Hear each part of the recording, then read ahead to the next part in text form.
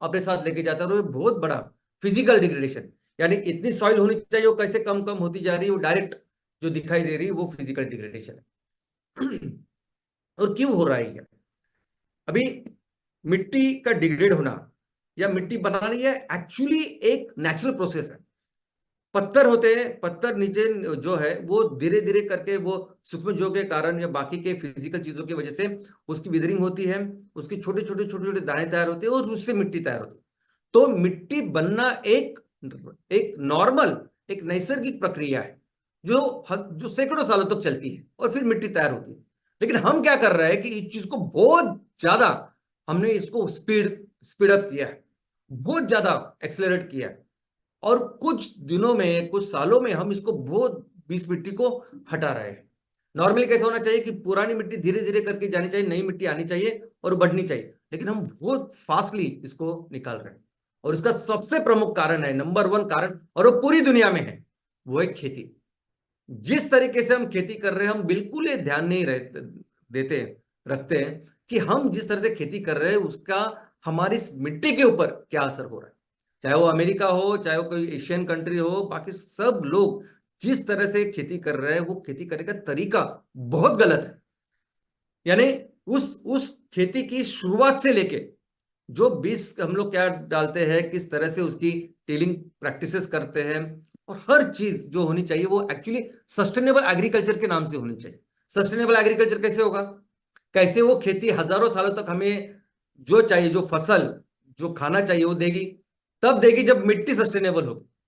तो ये चीज खेती हमेशा उस मिट्टी को, मिट्टी का ख्याल रखते हुए करनी चाहिए। आज जो खेती हो रही है वो एग्रेसिव कल्टीवेशन हो रही है, यानी उस एक एकड़ में से, एक हेक्टेयर में से कैसे ज्यादा फसल आए, कैसे से ज्यादा मुझे पैसा मिले, बस इसके ऊपर ही ध्यान दिया जाता है, और उसका बहुत दुष्परिणाम मिट्टी के ऊपर हो रहा है। हमने इस चीज को बढ़ाने के लिए बहुत भारी मात्रा में हम केमिकल्स का इस्तेमाल करते हैं।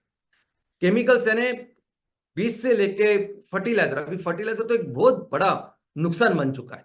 फर्टिलाइजर जहर है कि इस जहर की वजह से जो सूक्ष्म जीव जिसकी वजह से दुनिया है, ये सस्टेनेबिलिटी सब कुछ है, वो मार रही है। तो ये फर्टिलाइजर का जो मिसयूज कर रहे हैं ज्यादा कर, ये गलत है। ओवर ग्रेजिंग, ये भेड़ बकरे को हम ऐसे खिलाते हैं कभी कभी, वो बहुत बड़ा नुकसान इस मिट्टी का करते हैं। डिफोरेस्टेशन, ये बड़े जो पेड़ है वो बहुत जरूरी है इस मिट्टी का ख्याल रखने के लिए। ये ना कि मिट्टी को स्टेबिलिटी देते हैं, लेकिन कई सारे इनडायरेक्ट डायरेक्ट चीजें हैं जिसकी वजह से मिट्टी बेहतर होती है। और कई देश में तो ऐसे है कि वो जंगल काट रहे हैं वहां खेती करने के लिए, बहुत गलत काम हो रहा है। सॉइल इरोजन, हम तो कई सारे ऐसी चीज कर सकते हैं कि जिसकी वजह से हम मिट्टी का ख्याल रखें, लेकिन हम अपोजिट करते हैं। यानी खेतों में अगर मिट्टी गीली है तो बिल्कुल उस ऐसे खेतों में बहुत जो हेवी ऐसे इक्विपमेंट्स है, मशीनरीज है, वो नहीं जानी चाहिए वहां, क्योंकि उनको फिर वो व्हील को लग के कई सारी मिट्टी विस्थापित होती है, इरोजन होता है मिट्टी का। ये नहीं होनी चाहिए। कंस्ट्रक्शन भी जो हम कर रहे हैं वो नहीं होने चाहिए। लेकिन वो एक बहुत इंपॉर्टेंट कारण अभी बन चुके हैं, अर्बनाइजेशन। जिस तरह से अभी गांव से शहर बन रहे हैं, बड़े बड़े शहर और बड़े हो रहे हैं, उसका विस्थापित हो रहा है, ये सभी भी इस तरीके से हो रहा है ना कि यहाँ हम अपनी मिट्टी के बारे में सोचते ही नहीं। कॉन्क्रीटीकरण, हर जगह हमें चाहिए कंक्रीट, हर जगह हमें चाहिए वो सीमेंट। हम जरा भी देखते नहीं कि उस मिट्टी की एक अपनी रचना है। पानी का जो पानी का ड्रेनेज है, या जैसे मच्छर का मैंने एग्जांपल दिया है, अपने अपने इकोसिस्टम है, इसको देखते ही नहीं हम। और जिस तरह से अर्बनाइजेशन हो रहा है उसका, उसकी वजह से कई सारी चीजें आज हम देख रहे हैं, प्रॉब्लम्स हम देख रहे हैं। ड्रेनेज के प्रॉब्लम हो, फ्लड के प्रॉब्लम हो, मच्छरों का प्रॉब्लम हो, कई सारी बीमारियां फैलने का कारण यही ये कि हम मिट्टी को देखते ही नहीं, मिट्टी को समझते ही नहीं। और सबसे गलत काम, सबसे बड़ा पाप अगर हम लोग इस प्रकृति के प्रति अगर कुछ करते हैं तो वो है माइनिंग। ये जो भी माइनिंग हम करते हैं ये पूरी तरह से गलत है। स्पेशली जब हम अभी हमारे देश में इस कोयले को लेकर जो माइनिंग हो रही है वो पूरी तरह से बहुत भयंकर प्रॉब्लम है हमारी इस मिट्टी को लेकर। कुछ लोग, कुछ इंडस्ट्रीज तो ऐसे हैं जो इस मिट्टी को ओपनली खराब करते हैं। जैसे पॉल्यूशन हम पानी का करते हैं, वो इस मिट्टी का पॉल्यूशन करते हैं। जो भी हमारी इंडस्ट्री से निकलता हुआ जो जहरीला पानी हो या कोई वेस्ट हो, वो ओपनली मिट्टी में डाल देते हैं। कभी गड्ढा करते हैं, कभी ऐसा ही डालते हैं। और ऐसा डालने के बाद ऐसा जरूरी नहीं कि वो जहर सिर्फ उस, वो जो जगह है, वो जो मिट्टी है वहां तक ही रहे। ये जहर धीरे धीरे करके बाकी की जो मिट्टी है, बाकी के बाकी जो सूक्ष्म जीव है, इसको भी खत्म करते हैं। और सबसे बड़ा प्रॉब्लम आज की तारीख में अगर कुछ है तो है कचरा। सबसे बड़ा दुश्मन जिसकी वजह से ये मिट्टी खराब हो रही है वो है कचरा, ये प्लास्टिक, ये सभी पेट्रोकेमिकल चीजें। क्योंकि अगर ऑर्गेनिक कचरा है तो वो अपने आप ये जो छोटे छोटे सूक्ष्म जीव है वो उसको डिग्रेड करेंगे। लेकिन ये ऑर्गेनिक भी नहीं, ये ऐसे कचरा है ना कि बहुत वो दूर तक जाता है और इस मिट्टी को खराब कर रहा है। तो इसका सोल्यूशन क्या है दोस्तों? इसका सोल्यूशन हम सभी ने मिलकर एक्चुअली इस सोल्यूशन के ऊपर काम करना चाहिए, क्योंकि बहुत जरूरी है। ये हमारी दुनिया के लिए, सस्टेनेबिलिटी के लिए, हर जीव के लिए जरूरी है। और सबसे इफेक्टिव, सबसे जरूरी चीज अगर कुछ है जिसके द्वारा हम इस मिट्टी का ख्याल रख सकते हैं, इसका संवर्धन कर सकते हैं, तो वह है कम्युनिटी। हम आप मिलके हमने इस मिट्टी की सुरक्षा करनी चाहिए, इसका ख्याल रखना चाहिए। अगर हम जिस गांव में रहते हैं, हम जिस शहर में रहते हैं, वहां देखनी चाहिए कि हमारी मिट्टी का हम उतना ही ख्याल रखें जितना ख्याल हम अपने बच्चों का रखते हैं, जितना ख्याल हम अपने माँ बाप का रखते हैं, जितना ख्याल हम अपने घर का रखते हैं। तो दोस्तों, ये जो मिट्टी है ये दुनिया के 87% जीवों का घर है। घर है डायरेक्ट, लेकिन अगर इनडायरेक्टली देखोगे तो हम सब इसके ऊपर डिपेंडेंट है। हमारा अनाज, हमारा खाना, हमारी हर तरह की ऊर्जा का कारण, का सोर्स है ये मिट्टी। तो सबसे जरूरी है कि हम मिलके एक संकल्प करें कि हम अपनी मिट्टी का ख्याल रखेंगे। और यही यही एक सोल्यूशन है, दूसरा कोई सोल्यूशन नहीं। इस मिट्टी को लेके अगर हम कोई आंदोलन करते हैं कुछ दिनों तक, तो ये काफी नहीं है। सिर्फ आंदोलन करके, अवेयरनेस करके काफी नहीं। हमने एक्चुअली, जैसे हम हमेशा अपने घर का ख्याल रखते हैं ना, जैसे हमारे फैमिली मेंबर्स का ख्याल रखते हैं, वैसे ही होना चाहिए। कम्युनिटी करके मिलके हमने ख्याल रखना चाहिए। और यही है ना, यही संकल्पना है बेसिकली एमवीपी, एमयूपी, इनके पीछे। बिजनेस तो है ही, लेकिन विलेज प्रोजेक्ट, अर्बन प्रोजेक्ट यही है कि हर हफ्ते आप मिले, आप इसके ऊपर बात करें, समझे जरूर चीजें कितने जरूरी है, और काम करें। क्योंकि दूसरा तरीका ही नहीं है। कोई नहीं आएगा हमारे हमारे घर के बाजू की जो या आंगन की मिट्टी को बेहतर करने के, हमें ही करना पड़ेगा। और ऑफ कोर्स रूल्स रेगुलेशन है, नियम है, कायदे कानून है। वैसे वैसे तो है ही, वैसे ऑन पेपर देखेंगे तो बहुत सारे कायदे कानून, हम एक पेड़ भी काट नहीं सकते, लेकिन उसकी अमलबजावनी भी वैसी होनी चाहिए। और सबसे इंपॉर्टेंट जो हमारे हाथ में है, जो हम कर सकते हैं, वो है एग्रीकल्चर। एग्रीकल्चर दोस्तों, ये जो खेती हम कर रहे हैं ना, वो रिस्पॉन्सिबली करनी चाहिए। खेती ऐसी करनी चाहिए कि जो सस्टेनेबल हो। सस्टेनेबल खेती में आएगी वो इंटरक्रॉपिंग की, जैसे एक क्रॉप, जैसे आप जानते हैं रेगुलर क्रॉप, ये बहुत इंपॉर्टेंट है। क्रॉप रोटेशन, एक ही तरह की फसल बार बार हम लेते रहेंगे तो उसकी वजह से फिर वो जो उस फसल को चाहिए वो एक ही तरह के एलिमेंट लगते हैं और उसकी फिर कमी होती है जमीन में। तो फिर कुछ एक अंतकाल के बाद एक दूसरी फसल होनी चाहिए। और ये पूरी ये सभी प्रैक्टिसेस हमें पता है। हमें पता है, हमारे कृषि सहायक या कृषि अधिकारी जो है वो हमें बता सकते हैं, कई सारे लोग हमें बता सकते हैं। लेकिन सबसे जरूरी क्या है, जब किसान अपनी आज की फसल छोड़ दूसरी फसल लेके जाए, तो उसकी मार्केटिंग की रिस्पॉन्सिबिलिटी, या वो बेचेगा कहाँ, ये उसको सपोर्ट चाहिए, कंपलसरी चाहिए।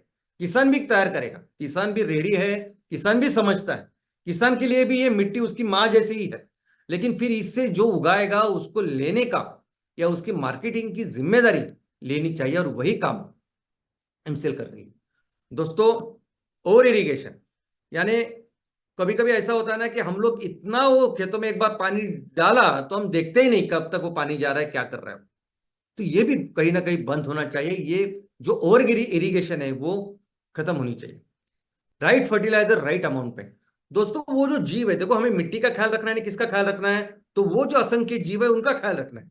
तो उनको जो पोषक तत्व चाहिए, जो फर्टिलाइजर चाहिए, तो वो फर्टिलाइजर ऑर्गेनिक ही होनी चाहिए। वो केमिकल तो जहर है उनके लिए, और वो सही मात्रा में होने चाहिए ताकि वो उसका इस्तेमाल कर सके, और वही चीजें फिर आगे आगे वनस्पति को दे पाए। और यही तरीका है सस्टेनेबल एग्रीकल्चर का। इनफैक्ट इन सबकी शुरुआत हमारी बीजों के साथ होनी चाहिए। बीज भी ऑर्गेनिक चाहिए। आज ज्यादा चाहिए इसलिए हम लोग, ज्यादा फसल होनी चाहिए, ज्यादा आउटपुट होना चाहिए, फिर जेनेटिकली मॉडिफाइड या कई सारे चीजें का इस्तेमाल करते हैं। ये कहीं ना कहीं बंद होना चाहिए। 100% ऑर्गेनिक फार्मिंग की व्यवस्था होनी चाहिए।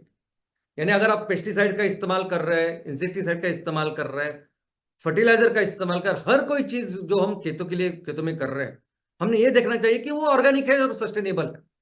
हमें हमेशा ख्याल रखना चाहिए वो असंख्य जीवों का जो इस जमीन में, इस मिट्टी में है, और उस तरीके से ये काम करना चाहिए। इनफैक्ट सबसे अच्छी चीज है नेपियर ग्रास।